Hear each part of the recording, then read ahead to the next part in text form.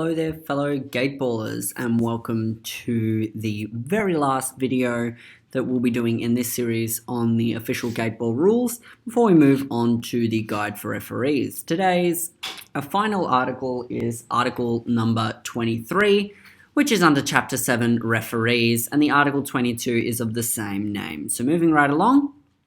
Before moving along, we'd always like to thank Gateball Australia for proudly endorsing this channel, as well as the World Gateball Union for their publications, which we use extensively.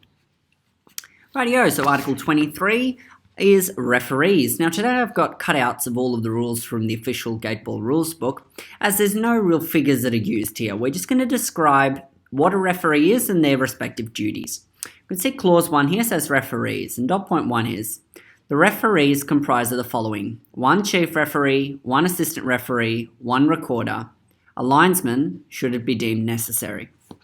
So those first three there, the chief referee, the assistant referee and the recorder, are the 3 essential referees required for a game of Gateball. The linesmen are not necessary in all cases, but are preferable. Clause number 2, the rights of the chief referee, and it says, chief referee shall lead the game in accordance to the game rules. Simple and straightforward. Number 2, the chief referee shall have the right to make decisions to problems arising during the game that are not included in the game rules. This one is a bit of a band-aid rule, shall we call it. So it gives the chief referee the right to make a decision that is not necessarily covered in the game rules, but may be in the spirit of true sportsmanship and the game of Gateball. Moving on, the duties of the chief referee, and he has 9 duties. The first is toss the coin and confirm the leading and following team. So they're responsible for tossing the coin at the beginning of the game between the 2 captains. Number 2, announce play ball and game set, which we'll go on into a little bit more in the guide for referees. Number 3, announce the playing order. So they are responsible for announcing, for calling each of the strokers to stroke the balls. For example, they would call Ichiban, Niban, Samban, Yonban, and so on and so forth to denote the playing order.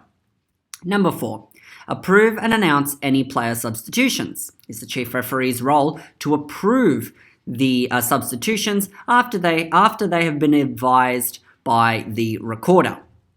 Number 5, announce time when a game is interrupted, as well as announce the restart of the game. So should the game be interrupted, they will call time, and at the point in which the restart is determined, as we read in one of our previous articles in relation to interruptions of the game, they're responsible for restarting the game should it need to be restarted. Number 6, implements appropriate measures against play interference. So we also listed all of the penalties for play interference, which was in a previous video. So that is just the chief referee's duty to implement those measures. Number 7, disqualify the game. They have the power to disqualify the game.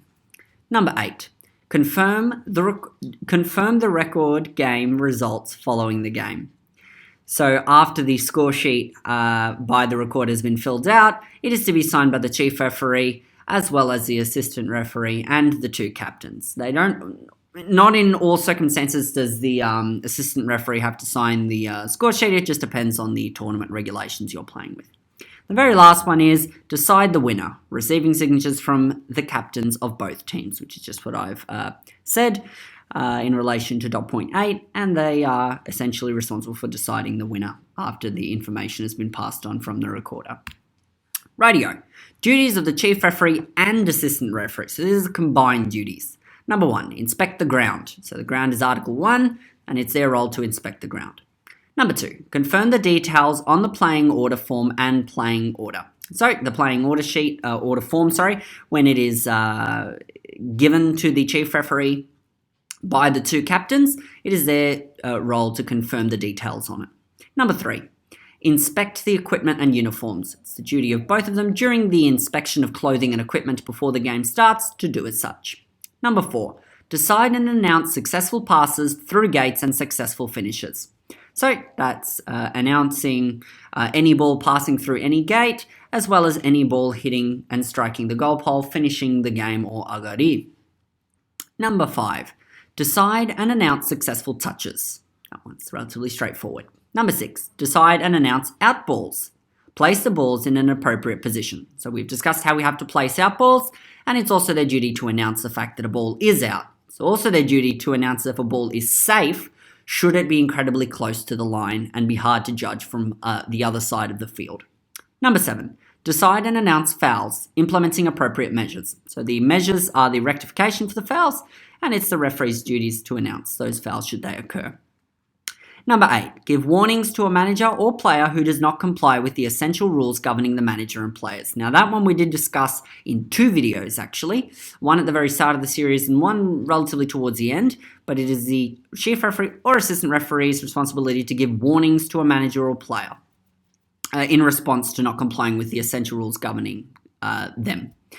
Number 9, respond to questions on the game. So there's a list of set questions which are permitted to be asked by either the stroker, the manager, or the captain, and it's the referee's responsibility to answer those. Number 10, respond to confirmations by a stroker. So there is another list which allows what a stroker is permitted to ask to be confirmed, such as whether balls are in contact and so on and so forth. So it's referee's duty for that. Number 11, temporarily move balls. So should a ball be hindering play and that ball is an out ball, that ball can be moved. So that would be an example of the referee temporarily moving a ball. 12, respond to invalid movements of a ball. So after an invalid movement occurs of a ball, it is the referee's responsibility to rectify that situation. 13, determine play interference. So that is to judge if play interference is occurring. Clause number 5, duties of the assistant referee. Number 1, jointly assume the duties stated above with the chief referee. So all of these things here are to be done in conjunction with the chief referee. Number 2, assist the chief referee and, should the chief referee be unable to continue his or her responsibilities, take on the responsibilities of the chief referee. Relatively straightforward there. And now we move on to the duties of the recorder. And the duties of the recorder are to inspect the ground, similarly to that of the chief and assistant referees, to record the necessary items on the record sheet. Now that's not just the score, that's also things involving whether balls are sitting on gate lines, and we'll discuss how to fill out a score sheet correctly in a later video, but that's just covering that little fact there. Number 3, confirm and then call out successful passes through gates and successful finishes. So they're permitted to do as such as well. Number 4, provide answers to items that the chief referee or assistant referee may need to confirm. So that's just assisting on certain questions they may have. Number 5, assist and advise the chief referee and assistant referee in their decisions, announcements, and implementation of measures. So should the chief referee not be exactly sure if a player has made a certain foul play or so on and so forth, and the recorder is able to assist them, they are permitted to. Number 6, confirm a player substitute and advise the chief referee. We've discussed that one in the previous 2 slides ago about the fact that a manager or captain must inform the recorder first of their wish to substitute a player, and then it's the recorder's duty to inform the chief referee, and then the chief referee to approve that substitution. Number 7, keep time during the game. It's their timer. It's the recorder's job to keep the central timer if it's being used, and they are the timekeepers for the game. Number 8, announce the time segments during a game. 15 minutes left, 10 minutes left, 5 minutes left, and time up. It is their job to announce the time amounts left. Number 9, decide and announce outballs. Place the outballs in an appropriate position. That one's relatively straightforward, as we've mentioned in the last 2. Number 10, give warnings to a manager or player who does not comply with the essential rules governing the manager and players. I won't go over that one again because we've discussed it already. So you can see a lot of them are incredibly similar between the 3 roles there, but there are distinctive things that each position does. The chief referee is the only person who announces the playing order. The recorder is the only person who announces the time segments and so on. And clause number 7, duties of the linesman. And it's their job to inspect the ground. Number 2, to assist and advise the chief referee and assistant referee in their decisions, announcement, and implementation measures.